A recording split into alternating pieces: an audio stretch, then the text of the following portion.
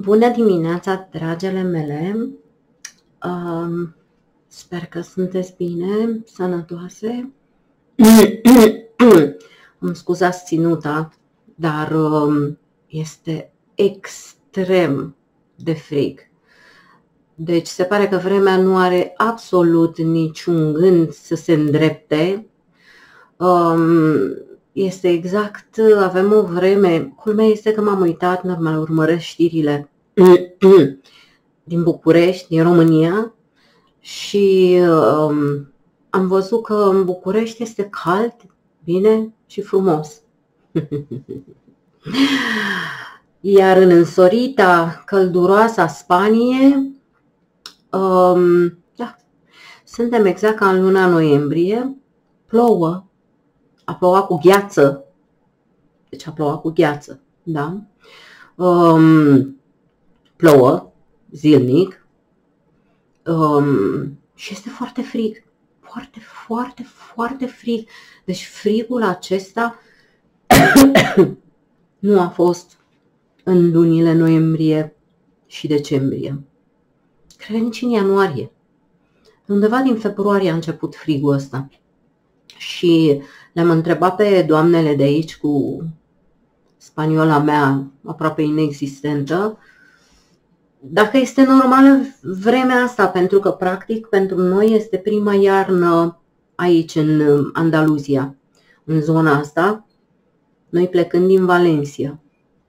Și ca să știu să mă pregătesc pentru viitoarea iarnă. Acum, deocamdată, eu tot aștept să vină primăvara. Și vecinele mele mi-au spus că nu e o vreme normală, că ar fi trebuit să fie un pic așa, un pic așa, un pic așa, un pic așa, dar în niciun caz atât de frig, în niciun caz ploaie cu gheață, în niciun caz este zăpadă, deci în unele părți ale Spaniei a nins. Tocmai pentru asta este și frigul ăsta. Da, deci o vreme ciudată. Dacă vă întrebați despre ce este vorba cu machiajul meu, vreau să vă arăt. Deci am, știți, Instagram, challenge-uri, așa. Și ce am avut, dați să vin mai aproape, ca să vă și explic. Ce am avut la machiajul de astăzi? Cer însorit, vedeți, albastru, cu norișori roz, cu nu știu ce, glitter negru. Stați să vă arăt norișori. Credeți că sunt simpatici? Așa, uite, mi-am făcut niște norișori, așa, până mai sus.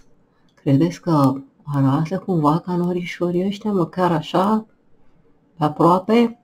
Glitter negru.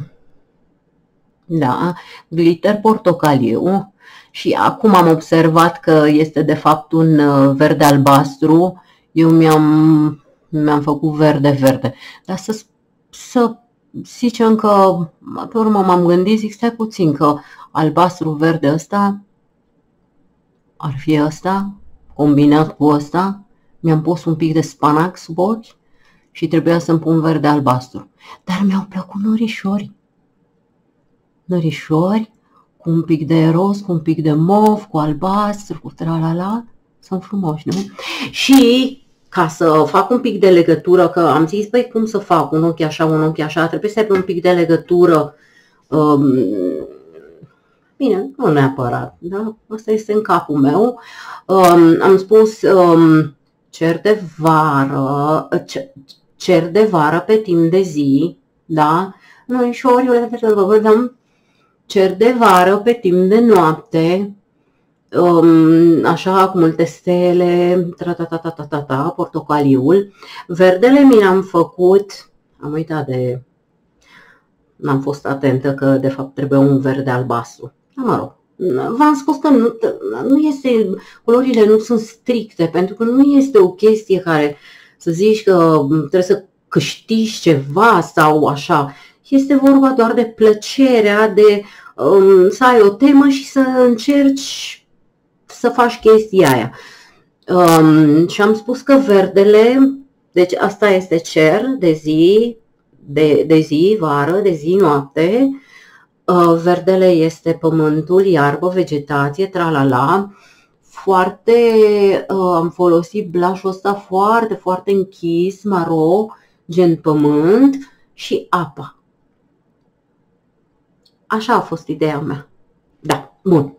Nu despre asta este vorba, dar mi-este drag, am și o chestie pe care o fac și care îmi face așa multă plăcere. Despre ce vreau să vorbim astăzi? Data trecută am vorbit despre codependență. Cum se produce, m-am și spălat pe cap. Am făcut, nu v-am spus, astăzi este 29 martie, vineri, ora 8. Mi-am făcut și o baie și așa, și este frică dragă. Mă rog, bun. Data trecută am vorbit despre codependență și cum ajungem acolo. Ce se întâmplă cu noi de ajungem acolo. Astăzi vreau să vă explic un pic cum se manifestă codependența. Practic, cum se comportă comportamentul unui codependent. De narcisist știm, minte, înșală, este avid după atenție, este invidios, este gelos, nu se poate bucura de bucuria nimănui. El se bucură numai de bucuria lui, adică dacă lui se întâmplă ceva bine, orice îi s-ar întâmpla, se bucură pentru el. Dacă ți se întâmplă ceva bun, orice, absolut orice. Eu dacă m-aș fi dus cu machiajul ăsta la fostul meu soț și aș fi spus, cum v-am spus vouă, da? Uite ce frumos sunt norișorii ăștia și uite ce frumos mi-a apărut. Deci, un nimic, da? Un nimic, asta nu înseamnă nimic. Dar este un motiv de bucurie pentru mine. Ei, eu dacă m-aș fi dus la el și să-i spun, uite, să mă vadă bucuroasă, că mă bucur pentru o chestie personală, da, știi că verdele ăla nu e ăla care trebuia și, da, nu, este foarte frumos, dar trebuia să ții și tu verdele ăla și parcă ai un ochi mai mic și unul mai mare și da, m-am uitat în cameră și am văzut că un ochi pare mai mic ăsta, pentru că este mai luminos și mi-a mai accentuat un pic genele ca să pară mai mare.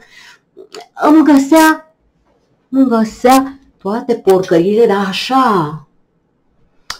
așa, pe ascuns, adică nu spunea în față sau să-mi spună să se bucure cu mine. Deci am vorbit despre caracteristicile narcisistului, da? Și pentru că am ajuns la codependent, vreau să vorbim despre caracteristicile codependentului.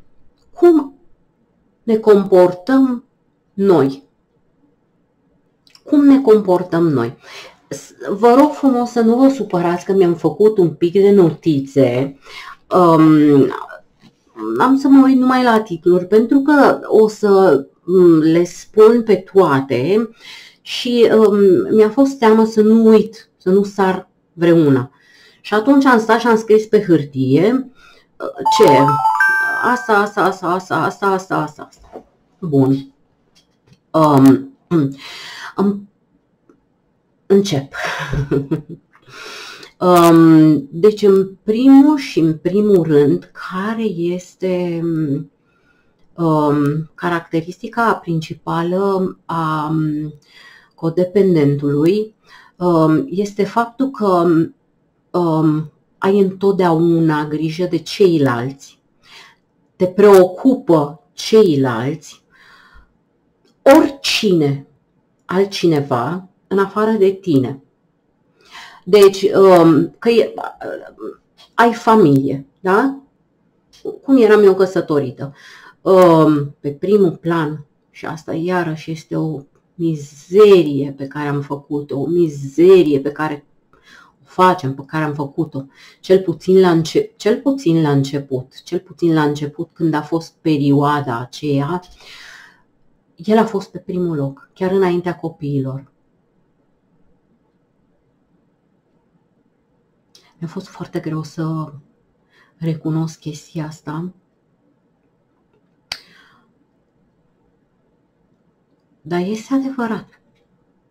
Aveam grijă întâi de el, să fie el bine, da? Și pe urmă copiii. Asta nu înseamnă că copiii mei au fost neglijați. Nu. Asta înseamnă că eu am fost peste tot. Deci nu vă imaginați că eu am avut grijă de el și copiii i-am lăsat undeva. Da? Asta înseamnă că eu am avut grijă, am pus pe primul loc un adult, care în mod normal, un adult trebuie să aibă grijă de el, da? Nu ar fi trebuit să-l pun pe el pe primul loc, dar pentru că el era avid și pentru că îl iubeam și eram tâmpită și pentru că sunt codependentă,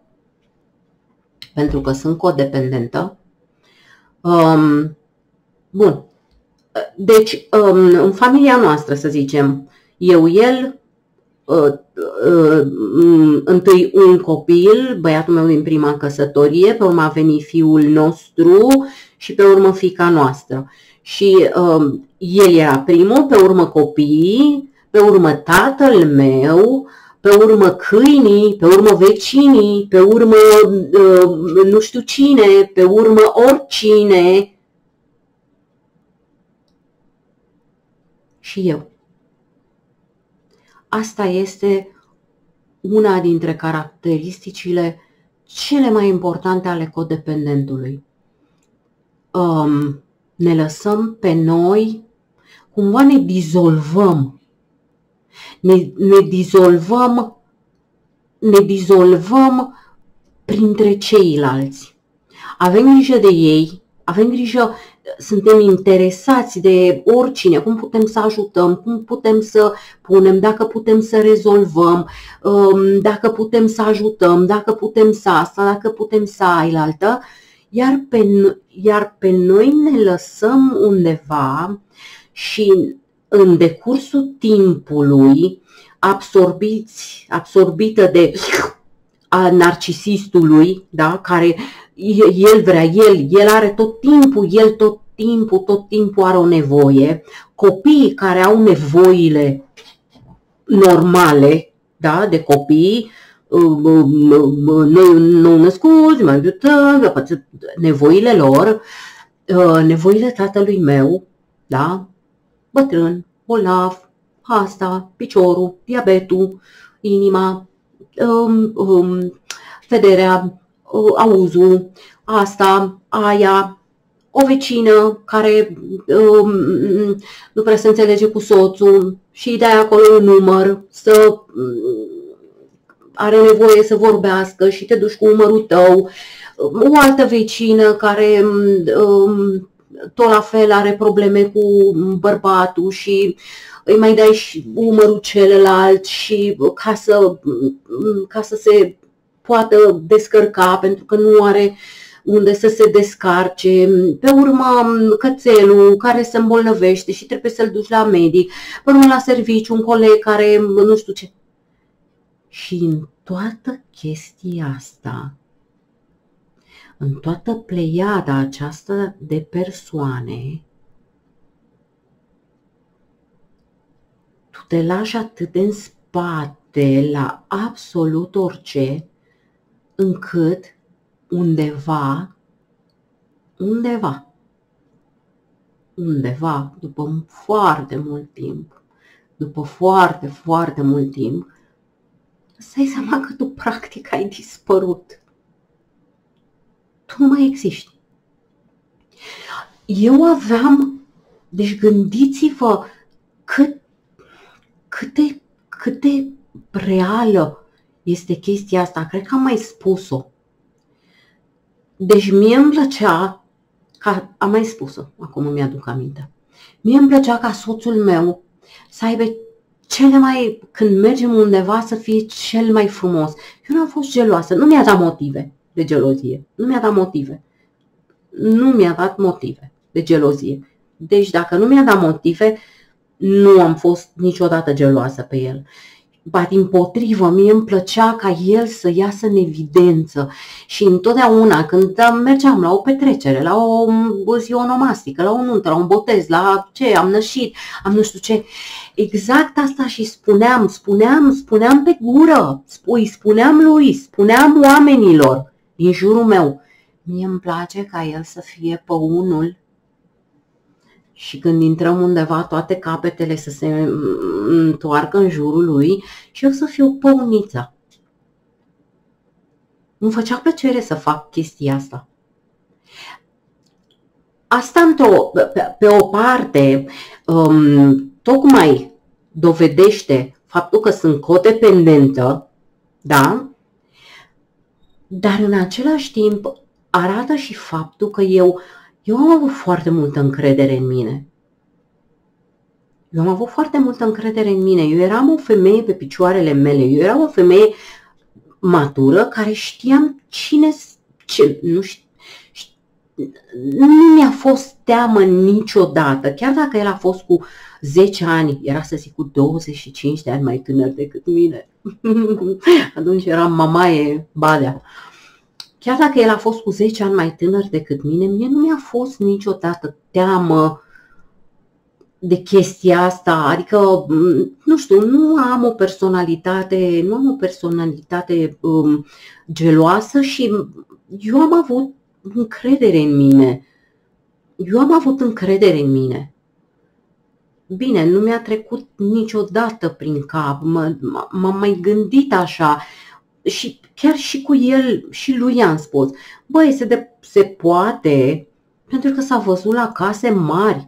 Uite-te la, ăsta e exemplu care întotdeauna mi-a plăcut să-l dau, pentru că a fost un exemplu absolut șocant pentru mine, care cumva m-a trezit cumva m-a șocat un pic. Exemplu Petre Roman și soția lui, Mărioara, parcă. Cred că a și murit săraca. Dumnezeu să o odihnească. În anii 90, când au apărut, da, Petre Roman și nu știu ce, mie mi s-a părut un cuplu fascinant, un cuplu extraordinar, un cuplu sudat, un cuplu frumos, știind că ea este mai mare decât el cu câți ani, el un bărbat frumos și curtat, nu știu dacă mai țineți minte, imediat după Revoluție, când erau femeile moarte, se duceau la Apaca sau pe nu știu unde și era și sloganul, nu vrem nu știu ce, vrem ca Roman să ne nu știu ce. Bun. Dar mie mi s-a părut un cuplu foarte frumos și foarte echilibrat. Și el un bărbat frumos, dar echilibrat, ea o femeie cu studii, foarte elegantă, foarte elevată, cu părinți din familie bună și nu știu ce. Și mi s-a părut întotdeauna un cuplu extraordinar, un cuplu foarte frumos și perfect și echilibrat. În clipa în care am auzit că s-au despărțit și el și-a găsit-o pe una mai tânără și nu știu ce, m-a lovit un pic și atunci cumva m-am gândit, băi, chestia asta ți se poate întâmpla și ție. Și chiar i-am spus și i-am spus, eu realizez și noi trebuie să realizăm faptul că relația noastră nu este definitivă, pentru că nu există relații veșnice, adică sunt, dar nimeni nu-ți garantează chestia asta. Filozofam eu așa cu el. Dar în niciun caz nu mi-am imaginat. Mi-am imaginat orice, nu orice. Mi-am imaginat efectiv, ba că el o să se îndrăgostească după ani de zile, 10 ani, 20, 30, știu eu, fiind cu 10 ani mai tânăr decât mine, că o să se îndrăgostească de altcineva și o să mă lase, sau chiar m-am gândit, bă, da, până la urmă pot eu, mi se poate mie întâmpla să mă îndrăgostesc de altcineva și să o iau razna și să-l las. Deci cam la chestiile astea m-am gândit. Practic nu mi-a trecut vreodată prin cap că m-am măritat cu un excroc sentimental, cu un șarlatan, cu un impostor, cu un bărbat care nu m-a iubit absolut niciodată, niciodată, niciodată. Cât de greu mi-a fost să procesez fraza asta. Foarte greu mi-a fost să o procesez. Acest bărbat nu te-a iubit niciodată. Și în capul meu, cum nu te-a iubit niciodată? Cum se poate așa ceva? Dacă se purta așa și era așa și te sângea așa și făcea așa și te mămăiaște. Nu te-a iubit niciodată. Ăla a fost un rol. Ăla a fost un rol perfect, cu costum, cu masca pe față de îndrăgostit, cu vorbele la el, cu șarmul, cu pasiunea, cu așa. Dar a fost doar un rol. Și m-am tot certat cu mine până am ajuns și am acceptat. Foarte greu mi-a fost. Bun. Deci, prima chestie, a codependentului. Întotdeauna simți nevoia să te lași pe tine ultima, să nu existi, să te lași ultima, pur și simplu, în fundul curții, da? Și să ai grijă de ceilalți. De familia ta, de părinții tăi, de frații tăi, de vecinii tăi, de copiii tăi, de dacă ai copii, de absolut colegii tăi, de prietenele tale și așa mai departe.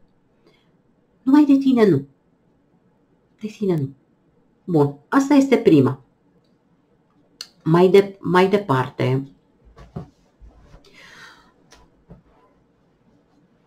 nu poți impune nici un fel de reguli. Pentru că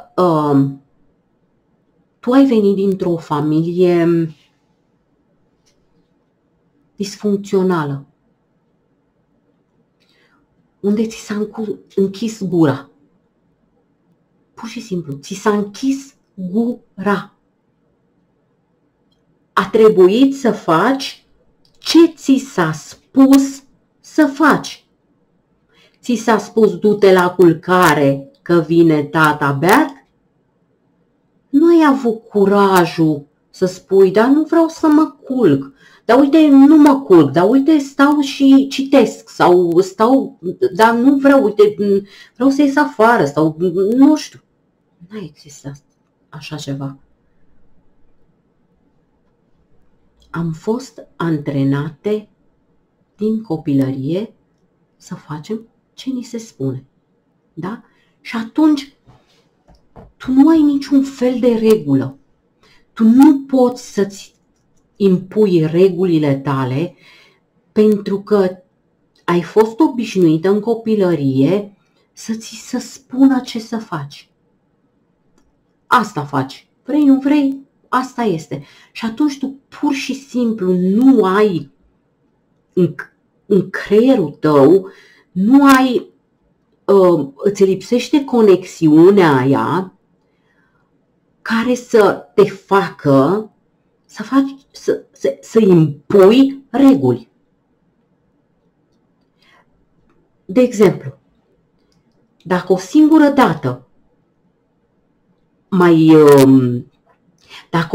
dată se întâmplă să nu te duci să plătești lumina și să mă lași pe mine să plătesc cu 2-3 milioane în plus peste 6 luni, când îți aduci tu aminte să plătești lumina,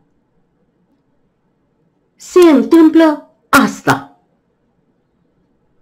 și să și faci chestia asta. Că poate de spus am mai spus și eu. De spus poate am mai spus. Dacă am mai spus. Dacă nu te duci și să plătești factura și îmi vii cu 2-3 milioane sau cu factura dublă, o plătești tu. Dar el nelucrând, nu avea cum să o plătească. Dar dacă aș fi avut reguli, m-ar fi durut în cot dacă lucrează sau nu. I-aș fi spus, nu mă interesează. Te duci și ți iei, te duci muncești, te duci la vecini, plivești la roșii, le vopsești ca și nu mă interesează. Vii cu banii. Până nu vii cu banii, nu avem ce să discutăm, nu avem ce să nu știu ce. Ceva. Da? Aș fi, dacă tot am spus chestia asta, dacă nu plătești lumina, o plătești tu. Cu suma mai mare. Ar fi trebuit să-l las. Dar nu l-am lăsat. Sau, bine, nu în cazul meu, că eu nu am surori, dar un alt exemplu. Vine sora ta și îți umplă șifonier și îți îmbracă hainele, îți ia hainele. Îți ia astăzi un tricou, îl pune la loc, dar umblat în șifonierul tău, fără să te întrebe. Da? Îți ia o rochiță, îți ia nu știu ce, îți ia o pereche de pantofi și tu nu poți să impui reguli și să spui, dacă o singură dată mai umbli în șifonierul meu și mi iei orice, pa. Sau poate i-ai spus, dar nu ai putut să ții acea regulă. Da? Și din cauza asta este normal, este o chestie omenească, este în ADN-ul nostru. Toată lumea va profita. Nu toată lumea. Nu. Pentru că eu nu aș profita de chestia asta. Mie, dacă mi-ai spus nu ai ce să pui mâna în șifonierul meu sormoc, eu salut, am terminat. Bine, ca idee nu aș pune mâna, dar mă rog, poate să zic că uite, nu este acasă și mă atrage un tricouț și îl vreau neapărat și până la urmă n-am cum să o sun și îl iau. Dar dacă mi-ar spune, dacă să nu te prind că mai pui mâna în șifonierul meu, pentru mine asta s-a terminat. E pa și pusi. Deci gata. Deci nu avem reguli. Și din cauza că nu că nu avem reguli, nu putem, nu avem în capul nostru, ne lipsește această funcție. Dar să știți că această funcție se învață. Se învață. Nu este ceva ca și cum am fi defecte și ne lipsește o parte din creier și ne lipsesc niște chestii. Nu. Pentru că în copilărie am fost obișnuite să ni se spună ce să facem și am depins mereu de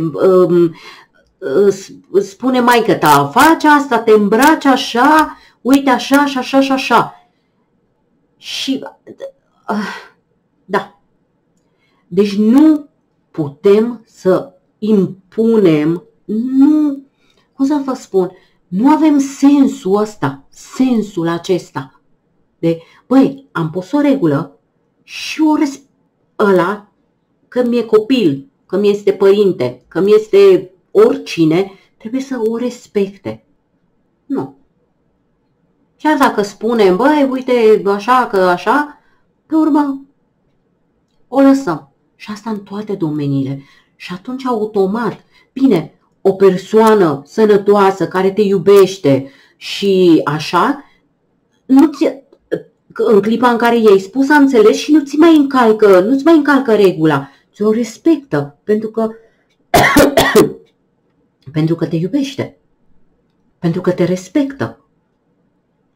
Narcisistul nu. Narcisistul o va încălca și mai tare, cu intenție, chiar dacă prima oară a făcut-o neintenționat, dar el o va face cu intenție pentru că el nu suportă să-i pui tu reguli. Și în cazul în care tu încerci să-i pui o regulă, păi frate, dacă nu plătești factura și îmi vine mărită, o plătești tu. Tu, cu regulile tale și cu faptul că ai grijă de ceilalți, să nu-i superi pe ceilalți, o lași baltă și el a doua oară o să facă la fel și a treia la fel, pentru că el vrea să fie aici și vrea ca tu să uiți de regula aia. Uit-o, pentru că chestia asta nu o să se întâmple.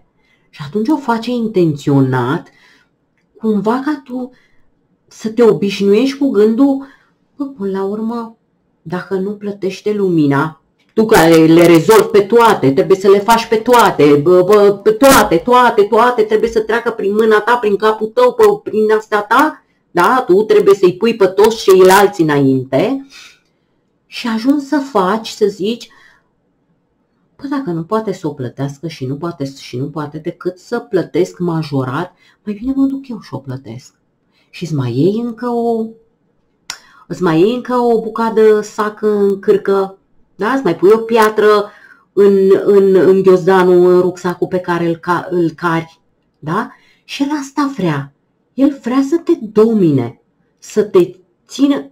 Încerci tu să-mi impui mie reguli?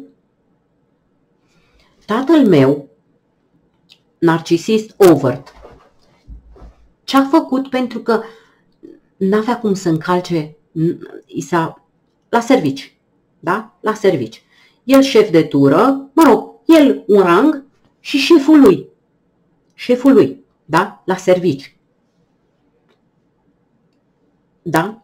La servici e altceva. Nu poți să-l sâcâi pe ăla, că nu-i nevastă ta. Ăla te dă afară sau te dă afară. Dacă îți spune să nu faci o chestie și tu zici, tu mie, da? Dar ce-a făcut?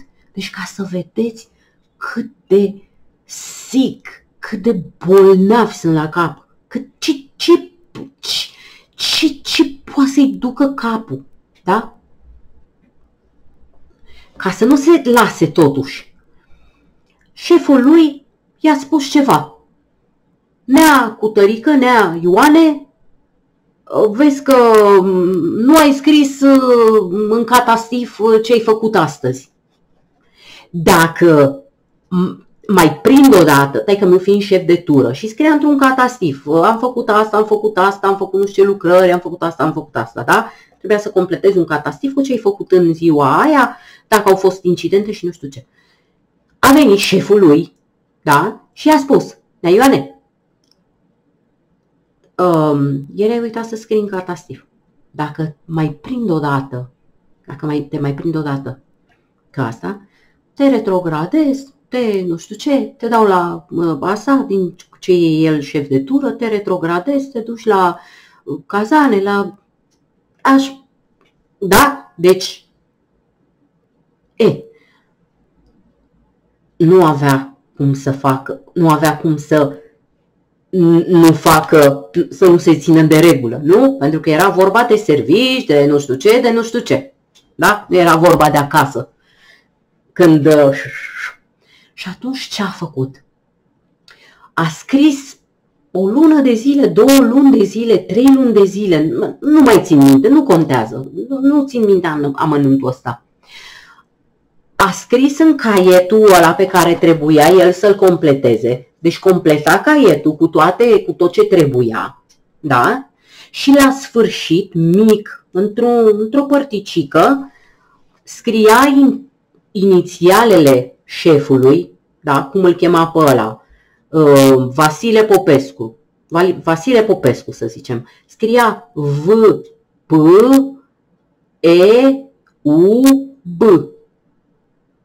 Ce înseamnă asta? Vasile Popescu e un bou.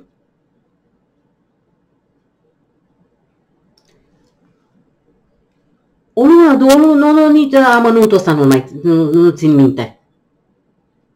Scrie acolo V, P, E, U, B. Și îl întrebau colegii lui, sau chiar și ăla l-o fi întrebat, nu mai țin minte povestea. Dar ce e cu asta? Nu, sunt niște litere ca să-mi aduc eu aminte de ceva. Aha. Deci atât de bolnavi sunt la cap. Cine ar face așa ceva? Deci, mai ales că sunt lași. Sunt niște lași. Sunt niște lași. Niște lași. Niște lașități. Niște leșinați. Niște leșinați sunt. Leșinați de viață. Noi punem valoare în ei. Ei nu au nicio valoare. Ei nu au nicio valoare. Noi punem valoare în ei.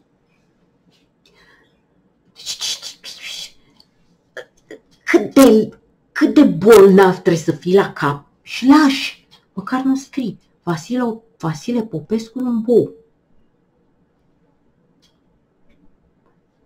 Scrii niște litere acolo pe care nu le înțelege nimeni, dar tu ești mulțumit.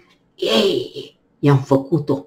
Cât de bolnavi sunt la cap. Da? Bun. Deci, asta, nu avem reguli. Nu avem reguli și atunci nu putem să ne impunem. Nu că nu putem. Nu avem noțiunea. Băi, chestia asta am spus-o și așa trebuie să rămână. Punct. Dar asta se poate învăța. În clipa în care îți dai seama, păi și pe mine mă calcă cam toți ăștia pe cap. Lui Finu i-am spus să-și facă, când vine de la școală, să se descalțe la ușă și el intră încălțat și o las și lucrurile se pot schimba, dar nu le putem schimba decât noi. Dar, în primul rând, trebuie să-ți dai seama ce se întâmplă cu tine. Eu de asta sunt aici, ca să încerc să-ți explic de ce suntem așa și cum suntem și cum ne putem schimba. Bun. Mai departe, deci asta a fost una, nu ai reguli.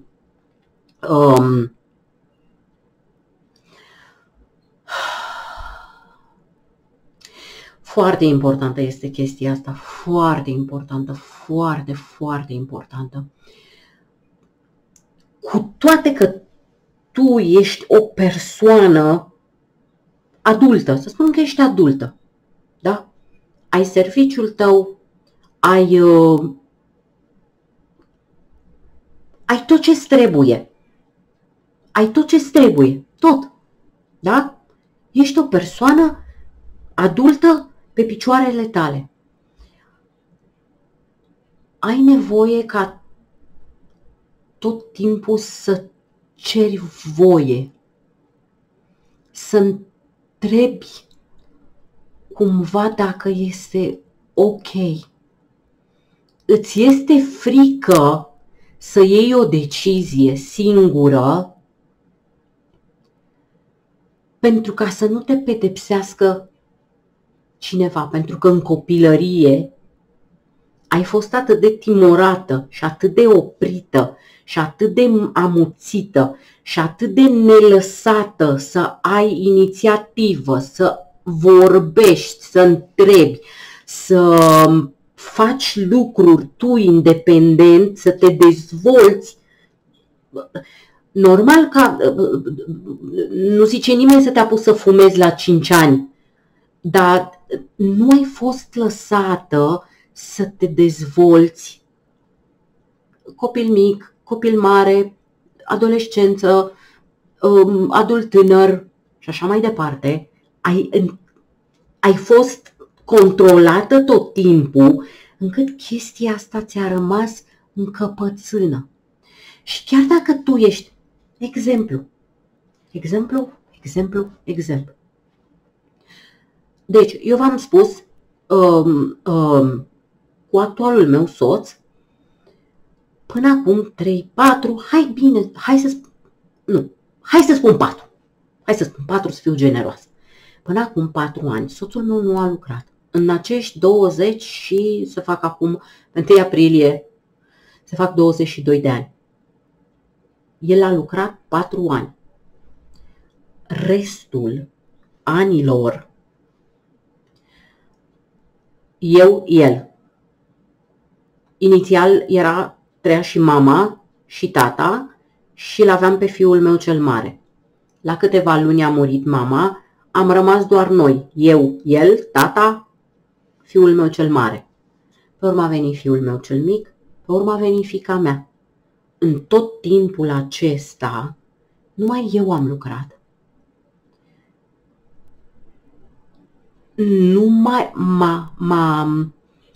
Mi-a pus, pentru că nu am știut să impun reguli, nu știm cum să facem chestia asta. Pe parcurs mi-a tot pus câte o piatră în rucsac. Păi stai că lucrez eu și tu ai grijă de casă, de copii, de nu știu ce.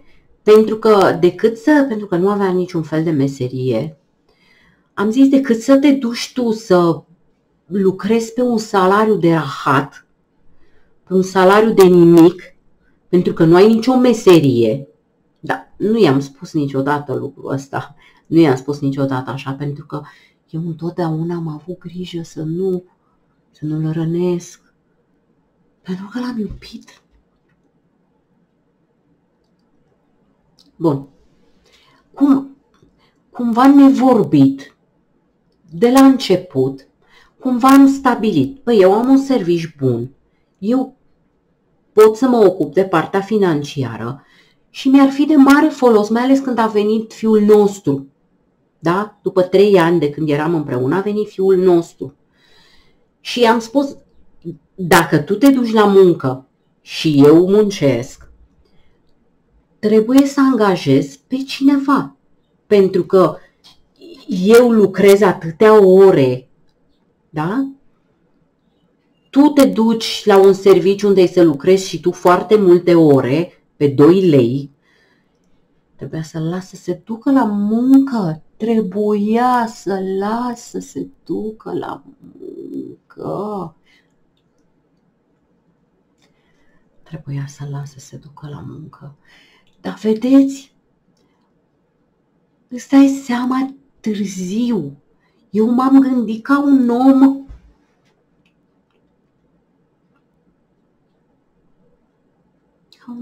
prost. Ca un om prost. Dar m-am gândit decât să se ducă și să muncească. Ce poate să se ducă să muncească? Ceva pe șantier. Să vină de acolo plouat, mort, obosit. Terminat, cu mâinile lui frumoase.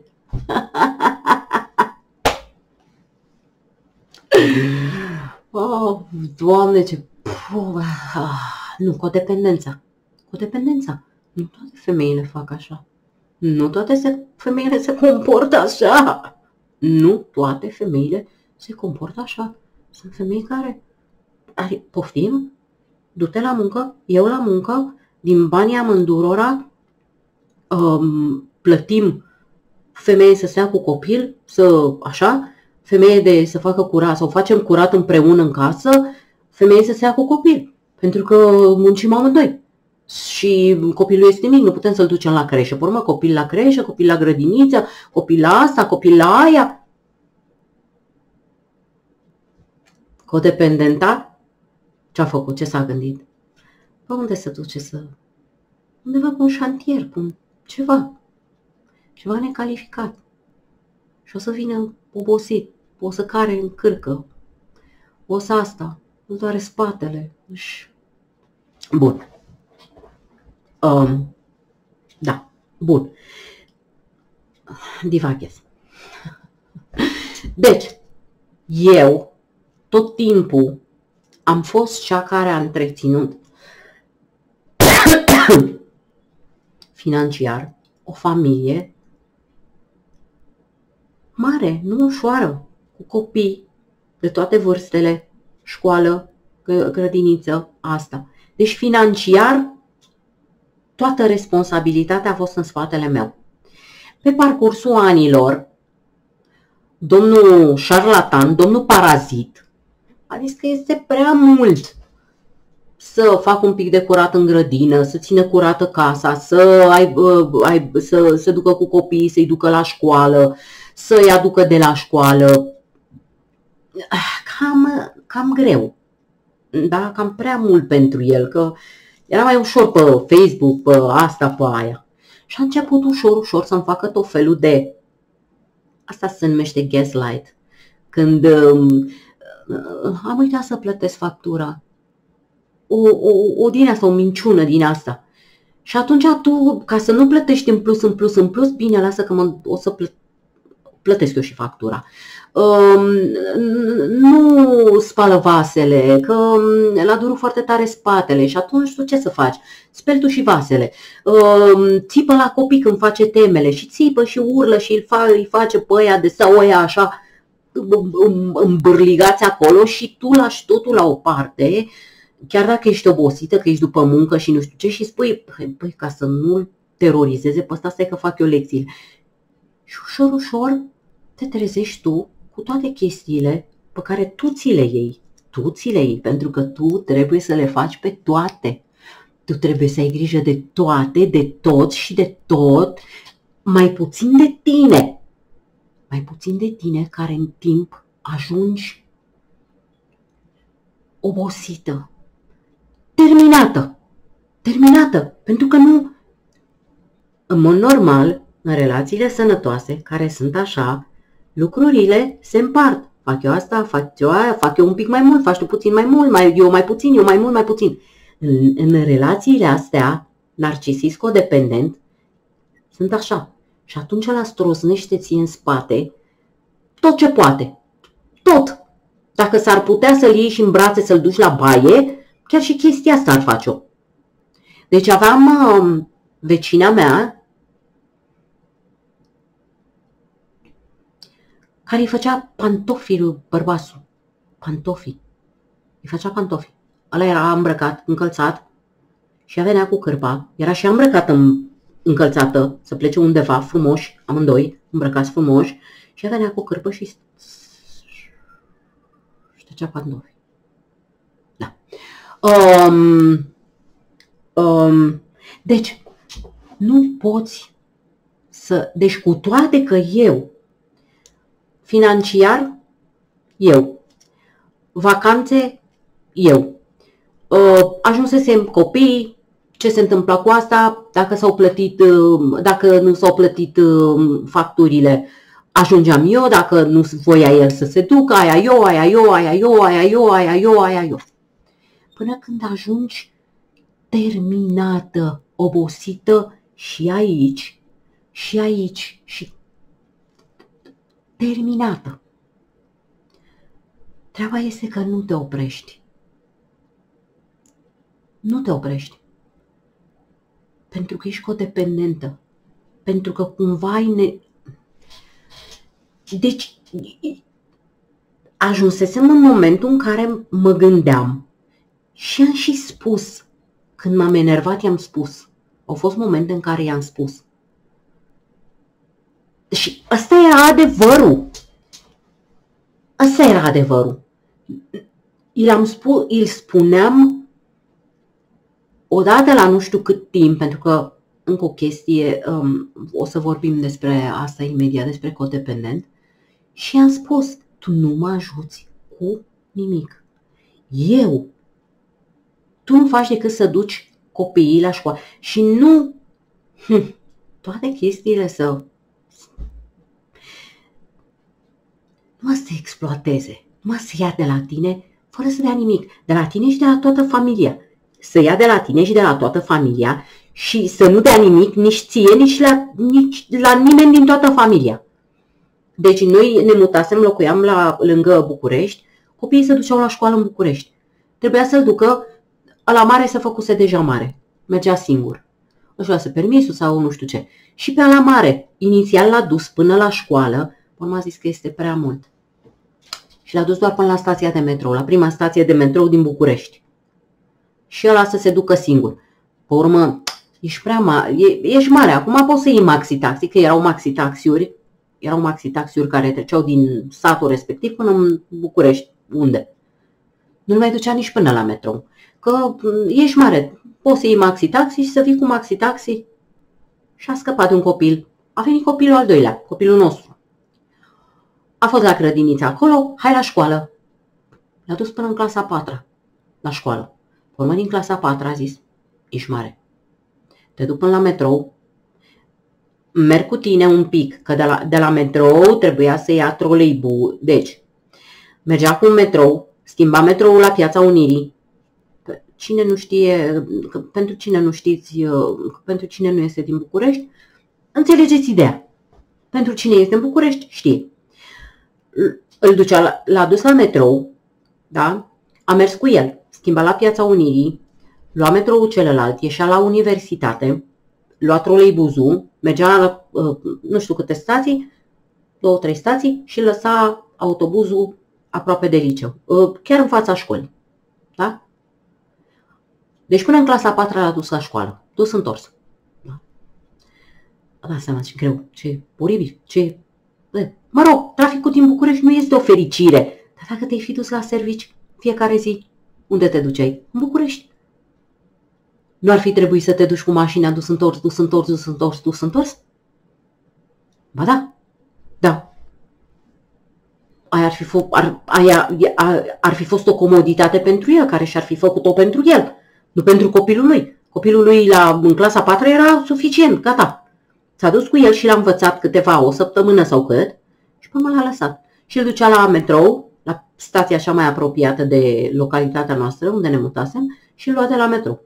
Îl lua la metrou și îl ducea la metrou. Și noroc că am plecat în Spania, pentru că probabil am venit în Spania când fiul nostru, fiul meu mijlociu, era în clasa 7.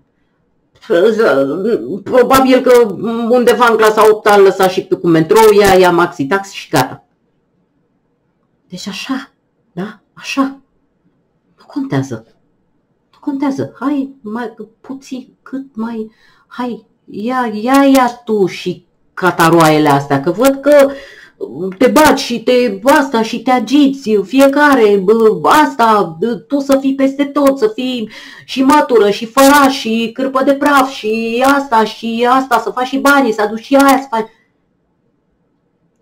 Pe stai așa, ușor, ca să nu se simtă, nu? Să nu ți le pună în cârcă, să nu spună tot muntele în cârcă, bum! Insidios. Fără să-ți dai seama, pe parcursul anilor, tu ești codependentă, vrei să faci, vrei să faci, toată lumea să fie fericită, toată lumea să fie așa și tu nu existi nicăieri, da? Și, puf, îți mai pun asta în spate, pac, una în spate. Până când tu ești terminată și mental, pentru că ai prea multe pe cap, și fizic, și ei sunt bine mersi. Șarlatanii, paraziții, sunt bine mersi. Iar tu ești terminată. Terminată. Bun. Deci, tu ca și codependent, ai... N-am ajuns la asta. Ai nevoie de aprobarea cuiva. Cu toate că tu le faci pe toate, ajungi în punctul în care le faci pe toate, ai nevoie ca cineva să-ți dea voie să faci chestia asta. Să faci orice. Dar tu ce zici? Rochia asta, cum? Mi-o iau albastră sau mi-o iau maro? Cu toate că sunt banii tăi. Cu toate că ai vârsta pe care o ai, cu toate că ești un adult în firea ta, cu toate că tu poți alege ce vrei tu, fiind codependent, adică depinzi în capul tău de cineva, tot timpul trebuie să ceri Nu poți să iei o decizie tu. Am făcut chestia asta. Dar ce zici, unde mergem? Mergem la munte sau la mare? Unde vrei la mare? La Mamaia sau la Saturn? Cu toate că tu poți să iei decizii. Dar bine, asta să zicem că sunt decizii în comun. Când e chestia de o rochie sau de un parfum, ia vezi, care miroase mai frumos, ăsta sau ăsta? Cu toate că este vorba despre tine și ești o muiere în toată firea și tu îl cumperi și tu știi exact, pentru că ție îți plac parfumurile, în cazul meu, dar ai nevoie ca cineva să-ți dea voie. Și asta este perfect pentru ei. Eu vă spun, narcisistul cu codependentul sunt magneți. Mărșavii ăștia suc viața din noi și noi îi lăsăm pentru că avem niște chestii pe care nu le-am învățat în copilărie și ne lipsesc cu desăvârșire. Și atunci ăștia... Bun, haideți să mă uit mai departe.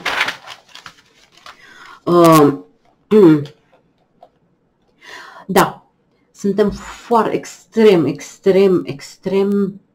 extrem de sensibili la capitolul rejectat. Nu suportăm să ni se spună nu. Pentru că tot așa în copilărie atât am fost de rejectați și lăsați acolo undeva sau dacă ai întrebat te-a rejectat sau dacă te-ai dus și te-ai apropiat de maică-ta așa și mama, poți să... Nu! Atâta Dumnezeului, ce alt cuvânt să folosesc? Nu rejectat. Atât ai fost de ușuit, da? Încât îți este frică. Îți este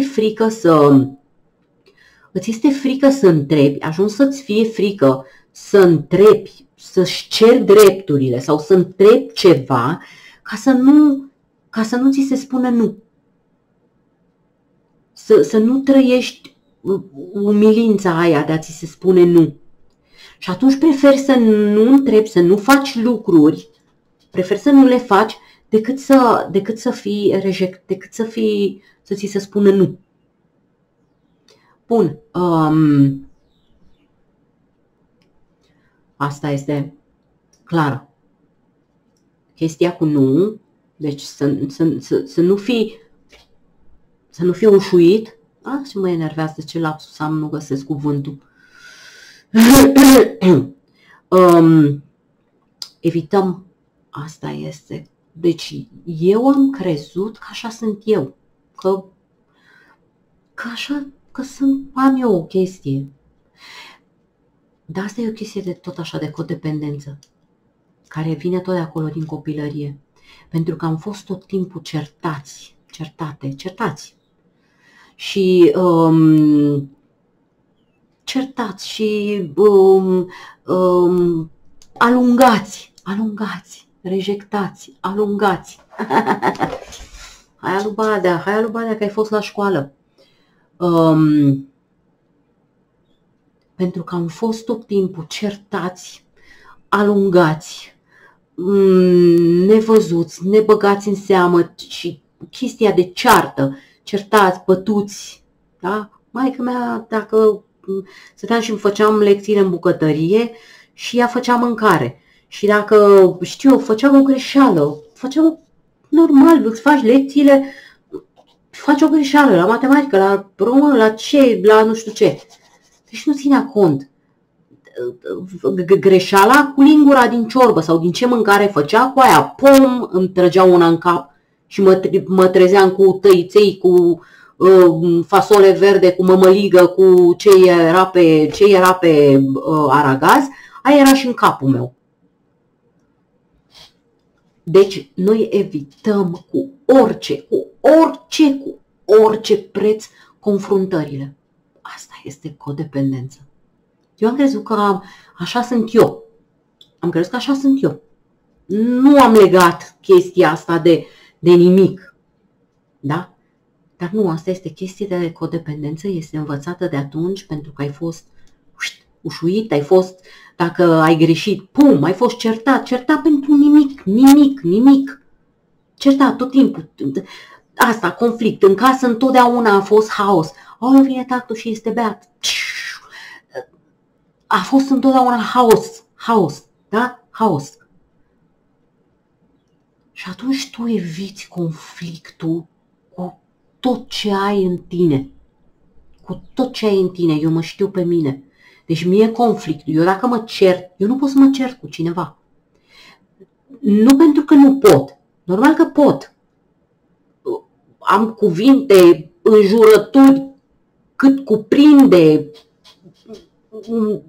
Nu e problemă că nu pot. Pot, dar nu pot. Pentru că în clipa în care mă cer cu cineva, îmi face extrem de rău. Mă înfurii foarte tare. Am tot felul de sentimente extrem de puternice. Mi se strânge stomacul, mi se face așa. Simt că îmi pulsează tâmplele. Din cauza că am stomacul strâns, am o senzație de greață, pur și simplu. Mi se pune un nod în gât. Fac atacuri de panică. Deci îmi fac extrem de rău. Sistemul meu nervos fiind sistemul nostru nervos, că și voi sunteți în aceeași situație dacă sunteți codependente, sistemul nostru nervos este foarte sensibil, e foarte zdruncinat de acolo, din copilărie. Și atunci evităm confruntări, certurile. Preferi, decât să te cerți, preferi să lași de la tine. Preferi să lași de la tine. Lași de la tine, faci tu, te-a înșelat, minimizezi.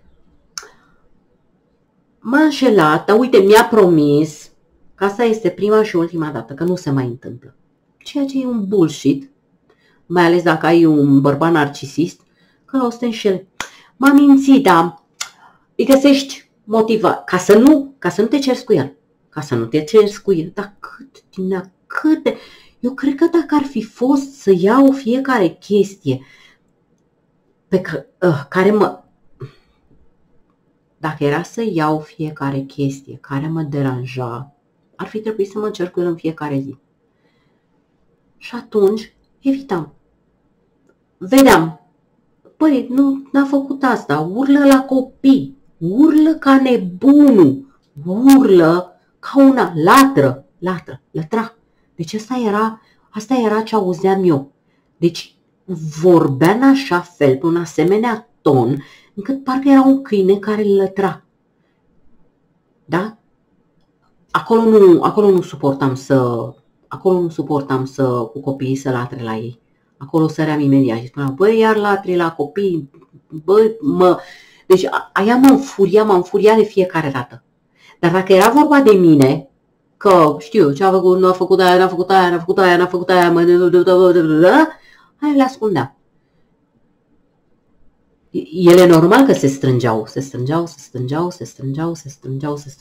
până undeva, la 8 luni, 9 luni, un an, în funcție de câte făcea. Da? Că la început fac foarte puține sau deloc și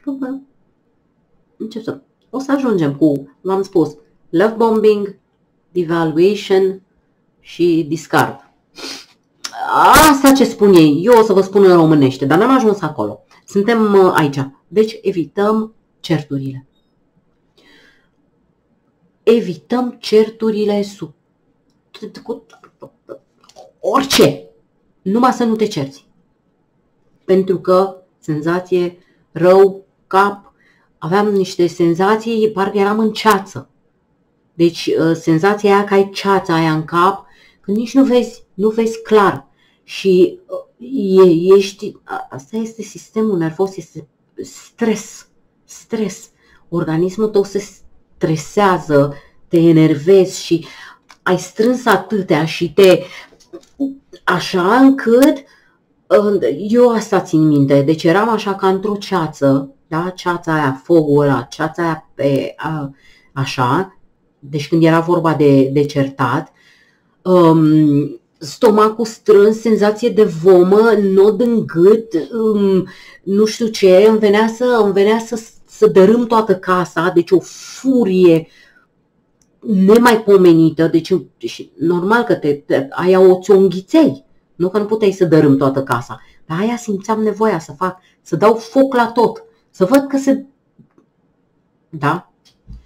Și după fiecare ceartă, eu pur și simplu eram bolnavă câteva zile. Deci câteva zile eram în ceața aia așa, eram amețită, mi-era rău și nu știu ce. Și atunci evitam. Evitam. Și el ce făcea? Se lăfăia. Își mai adăuga un teritoriu pentru el și unul scos de la tine, un teritoriu adus la el și scos de la tine. Pentru că așa, asta nu se ceartă, nu-i place confruntarea, nu-i place, se vede, dacă ia uite cum umblă ca o găină beată pe aici și e varză. Eu mai mult teritoriu, control, dominație, ea se dă în spate. Până când te dai atât în spate, ce nu te puneai tu în valoare, nu te puneai acolo pe niciun loc, dar pur și simplu dispari. Pur și simplu noi dispărem din viața noastră. Noi nu mai existăm în viața noastră. Noi ne transformăm într-o mobilă, într-un obiect al lor. Confruntare nu, ca să-ți spui, pentru că îți face rău, că știi de acolo, ești de acolo traumatizat. Să pui reguli, limite, nu, pentru că ești de acolo traumatizat. Toți, tu ultima. Fetelor, ne scoatem din viața noastră. Noi, în viața noastră personală, nu existăm. Și dacă nu existăm pentru noi, ne dizolvăm în familie, în relație, în asta. Narcisistul ce face? Deci tu te duci pe cop că te faci așa, iar el înflorește. Pentru că îți ia tot. Îți ia dragostea, îți ia energia, îți ia asta, îți ia aia, îți pune ție în spate. Toate cataroaiele ți le pune ție în spate și tu pur și simplu dispari din viața ta. Dispari din viața ta. Și ajungi, ce e? Ce avem în sufragerie? Canapeaua, televizorul, covorul, nevasta, asta și asta. Atât ajungi. Atât ajungi pentru ei. Ei asta vor. Tu să fii ca în copilărie și el să fie acolo. Bossul, control, dominație și tu jos. Da, știți care e chestia? Că dacă nu le mai suntem de trebuință, nu mai au ce să extragă de la noi. Deci dacă ajungi fără niciun fel de resursă, bolnavă, jos, fără nici un fel de milă. Da?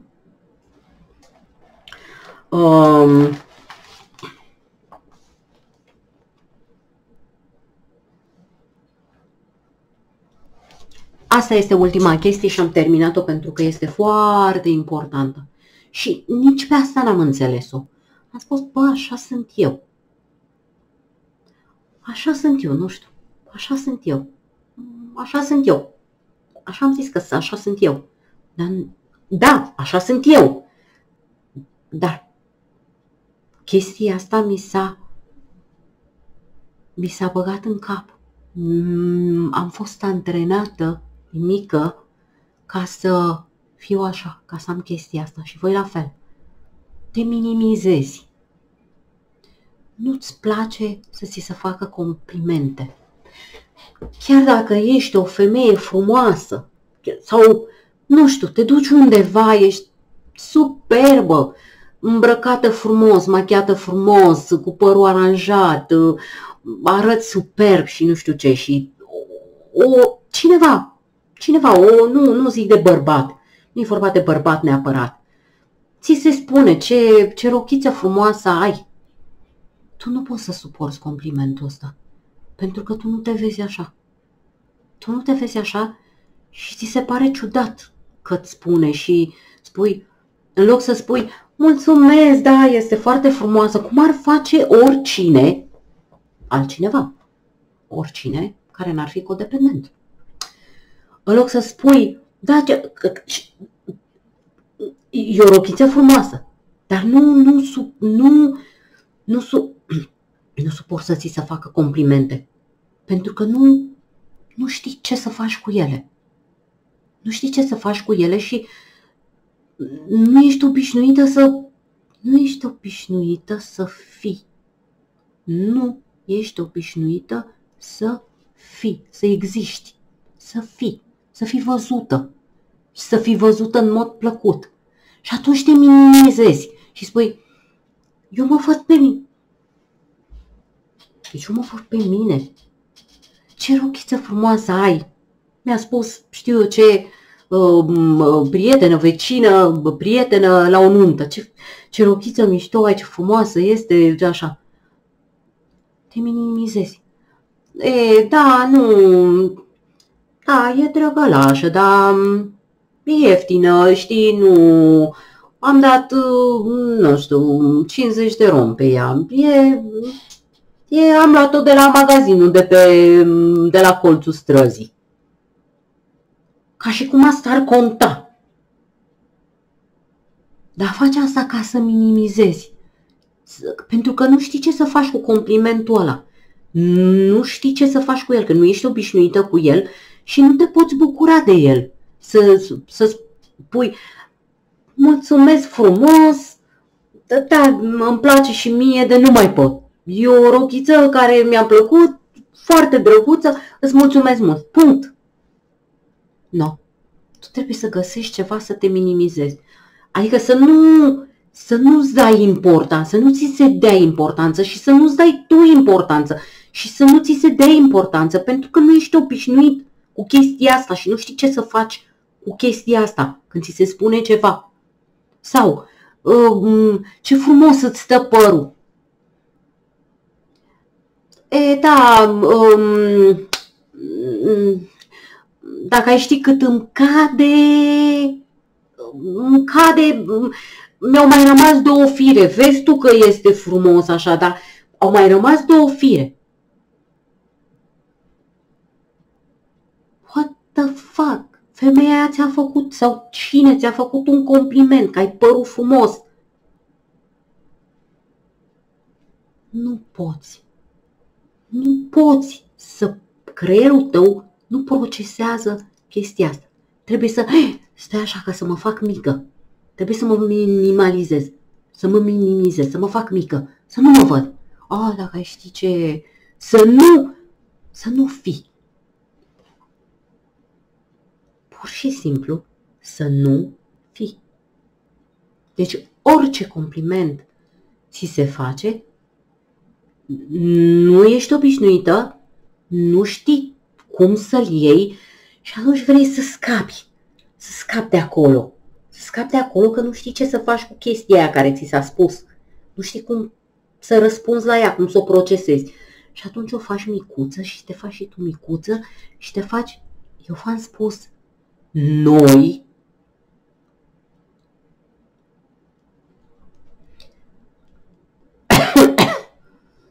nu știu. Eu am dispărut din viața mea. Eu m-am trezit, deci în clipa în care am plecat acum 8 luni și am ajuns aici,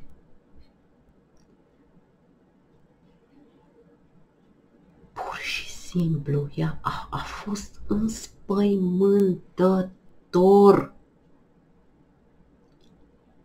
Și acum este, dar am început, deci când am ajuns aici acum 8 luni, cu toată chestia asta, cu toată viața mea dărâmată, și pe urmă mai pleca și taică-miu. A zis că, pentru că nu mai avem niciun fel de afinitate, nici fata mea, nici fata zugravului, că măta era, da? Și noi nu mai avem nicio afinitate. Normal, dacă nu-s fata lui, sunt alu Badea și asta, eu mă duc să stau în partea cealaltă.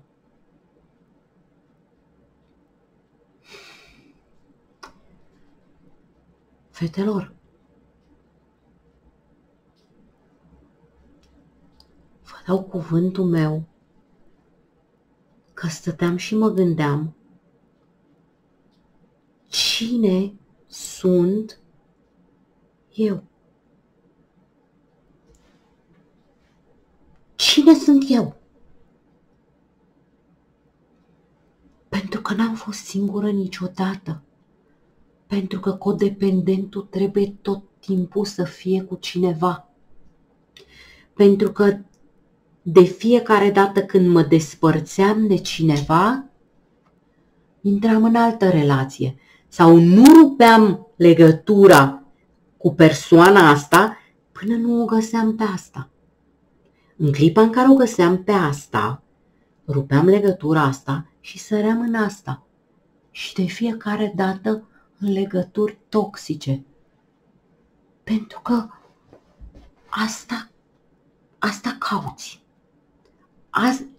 Astea îți sunt familiare. Ești dintr-o legătură toxică, ești varză și te arunci în ce? În altă legătură toxică. Sau stai în legătură, stai în relația asta. Eu nu știu, am avut foarte puțin. Nu știu, cred că au fost chestii de luni în care am fost singură. 2 luni aici, 1 lună aici. 3 luni acolo. În rest am să nu fiu singură. Codependență. Cu toate că școală, servici,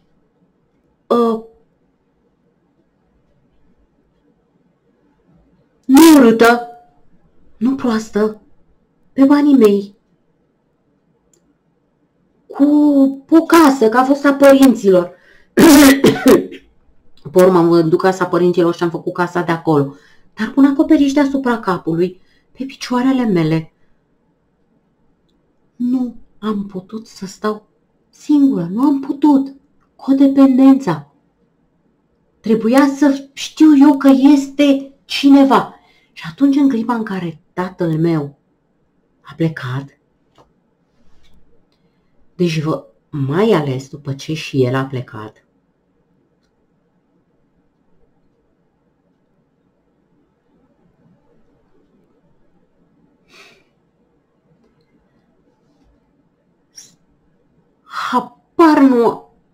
deci nu știam ce să fac. Am vorbit cu fiul meu cel mare și i-am spus, nu știu ce să fac cu viața mea, cu toate că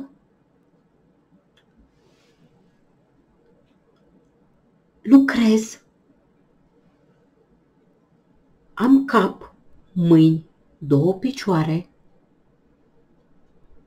sunt sănătoasă, cu capul stau prost, cu depresia, cu anxietatea și codependența. Am întreținut doi narcisiști, pentru că tatăl meu, după ce a murit mama mea, tatăl meu nici nu mi-a trecut prin cap că aș putea să-l las singur. Cu toate că, în mod normal, puteam să-l las singur, nu? Cum fac fetele să mărite, să duc cu soții lor. Nu stau să-și crească părinții. Prin capul meu nu a trecut vreodată așa ceva. Niciodată.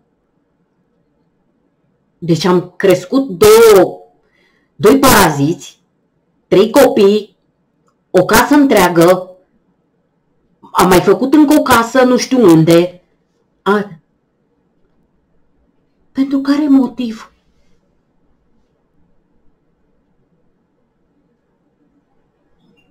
Când am plecat și taică-miu, eram disperată. Și în depresie, și de la disperarea asta mi se accentua depresia și de la depresie disperarea și ajunsesem, deci dacă am ajuns, am vorbit, m-a sunat fiul meu cel mare din România și am spus, nu știu ce să fac cu viața mea. În ce hal ne facem singure cu această, nu singure, că codependența asta nu ne-am făcut-o noi. Codependența asta au făcut-o drăgălașii noștri de părinți. Nu ne-am făcut-o noi.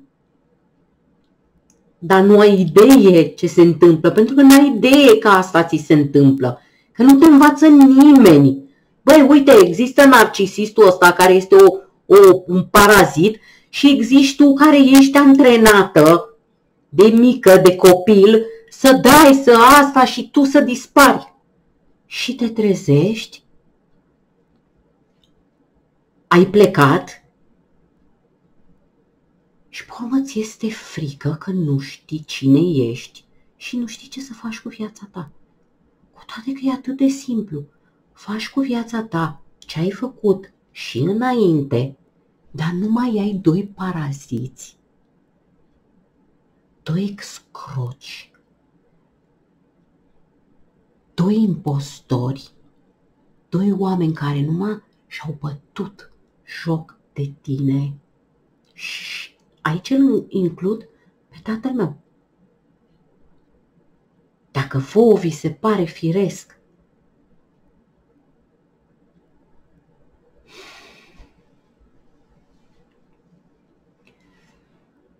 deci tu ai scăpat de doi paraziți, da? Și în loc să te bucuri de viață, pentru că tu nu ai fost niciodată singură, pentru că tu ești codependentă, pentru că tu trebuie să ai pe cineva care să-ți dea acceptul, pe munca ta, pe banii tăi, pe totul al tău, dar cineva trebuie să spună da, bine,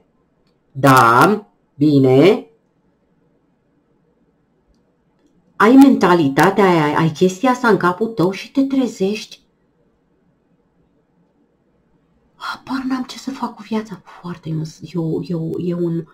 e un sentiment îngrozitor. Îngrozitor, ți se blochează capul. Cu toate că creierașul tău ăsta de aici, cu care gândești acum pe moment, ăla îți spune, muncește, vezi de copii, du-te, fă cumpărături, mănâncă, dacă ți rămân bani, du-te la gimnastică, că ieși și dacă ieși ai să te simți mai bine, du-te la o școală, la un din asta că se fac cursuri de dans, ești ok, du-te. Creierașul tău de aici, unde ai subconștientul și unde ai instinctele alea primare, se strânge tot pentru că ăla a rămas în copilărie acolo când trebuia să-ți dea măta voie să-ți spună ea cu ce să te îmbraci, să-ți dea voie. Poți să mă îmbrac așa? Da. Poți să mă îmbrac? Nu. Este o senzație oribilă de neputință. De neputință. Parcă ești tâmpit. Adică tu ești ok. Bă, poți să-mi asigur mâncarea? Da. Poți să-mi asigur acoperișul deasupra capului? Da. Copiii sunt bine? Da. Eu sunt bine? Da. Ce pasa? Ce-ți lipsește? Ești codependent și trebuie să depinzi de cineva. Asta este pentru prima... Asta este ca și cum Dumnezeu a zis, bă, nu vrei să te înveți albatea? Nu vrei să te înveți minte? Eu ai viața asta, da? Și tu faci aceeași greșeală. O dată, de 2 ori, de 3 ori, de 7 ori. Îți este rău, îți este rău, îți este rău, îți este rău, îți este și mai rău, îți este și mai rău. Nu înveți nimic din tot ce ți se întâmplă în viața asta pe care ți-am dat-o, tu nu înveți nimic. Bine, atunci o să fac în așa fel. Dacă tu nu vrei să înveți și nu-ți dai seama singură, ești așa tută, atunci o să fac într-un fel în care nu o să ai de ales. Am venit în Spania, nu știu limba spaniolă, sunt într-un oraș nou, nu cunosc pe nimeni, nu am niciun fel de prieteni, nimic. Și sunt obligată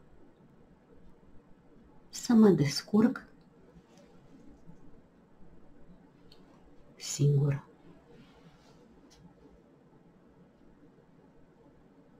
Sunt obligată. Ce a zis? Nu înveți, nu vrei să înveți, nu vrei. Aceeași greșeală. Păi stai puțin, că atunci te duc undeva unde-i să fii așa, cu capul, gâtul în laț, cu capul în perete. Nu înțelegi că nu este bine, trebuie să te oprești și să te gândești și să înțelegi ce ți se întâmplă și să nu mai faci, să nu mai alegi aceeași. Atunci te rezolvi eu. Și asta se întâmplă. Sunt singură. Am foarte mult timp să mă gândesc. Am foarte mult timp. Am timp să mă vindec. Îmi dau timp să mă vindec. Pentru că eu nu am avut niciodată, nu mi-am dat niciodată timp să mă vindec ieșită dintr-o relație toxică și intrată în alta. Acum m-am oprit. Am tot zburat ca nebuna. Să dau, să fac, să fie, să fie bine, să fie, să iubesc, să mă iubească, să fie. Și acum Dumnezeu a zis, ia, calm. Și asta fac. Și inițial eram disperată. Disperată, speriată și disperată de parcă eram un copil mic lăsat pe stradă. Dar acum am timp, citesc foarte mult, tot, ca să înțeleg. Pentru că dacă înțeleg ce mi se întâmplă, atunci nu mă mai sperii. Aha, am toate chestiile astea că sunt singură, că nu înțelegi, bă, tate, ce sunt atât de disperată, ce se întâmplă cu mine? Aha, sunt codependentă. Trebuie neapărat să am niște agățători pe mine, niște lipitori, niște paraziți, niște din ăștia care să-mi ia și eu să dau. Bine, sunt codependentă. Hai să vedem cum tratăm chestia asta. Cum facem? Cum facem dintr-o relație cu un narcisist, dintr-o căsătorie, să nu mai intri în alta și în alta și nu că aș mai vrea să mă căsătoresc vreodată în viața mea. Eu v-am spus, eu acum încerc să mă obișnuiesc, să accept faptul că se poate întâmpla, nu numai că sunt singură, se poate întâmpla să rămân singură pentru restul vieții mele. Se poate întâmpla. Da? Încă nu sunt obișnuită cu gândul ăsta, dar lucrez la chestia asta până când am să mă obișnuiesc. Să accept faptul radical. Ai 56 de ani, ești frumoasă, ești deșteaptă, ai tot ce trebuie, dar se poate întâmpla foarte bine să rămâi singură pentru restul vieții tale. Pentru că nu ai să mai intri vreodată în niciun fel de relație cu un toxic. Asta clar. Și atunci s-ar putea să rămân singură. Pentru că bărbații buni, la vârsta mea, de vârsta mea, sunt luați, aia care sunt buni, buni, sunt în relații sănătoase și sunt cu perechile lor, la vârsta mea, la 56 de ani, iar aia care au rămas pe afară sunt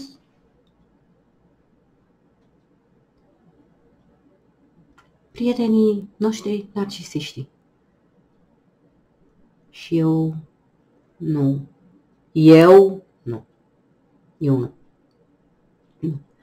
Deci lucrez la gândul acesta să-l accept 100%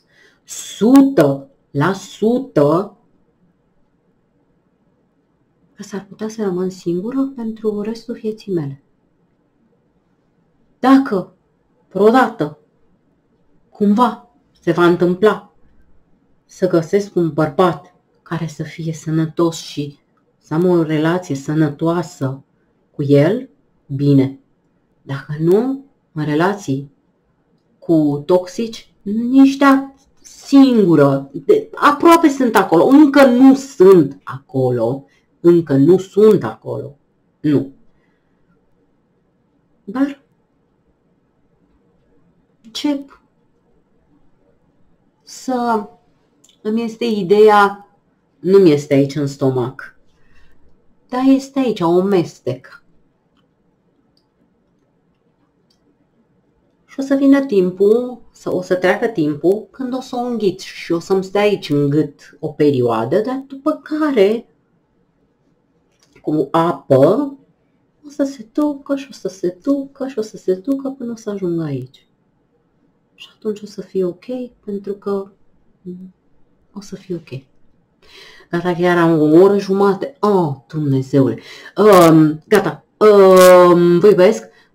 Aveți grijă. Codependent. Mai vorbim despre codependență, pentru că narcisiștii. Avem de vorbi și despre narcisiști. Dar trebuie să vorbim despre noi, ce facem noi cu viețile noastre.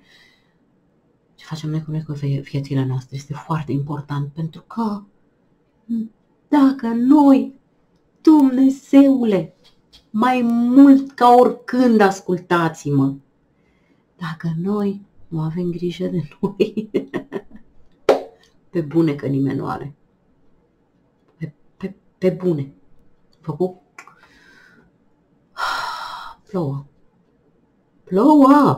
Plouă. Și a început să plouă și este un frig, deci trebuie să stau cu asta în cap, da?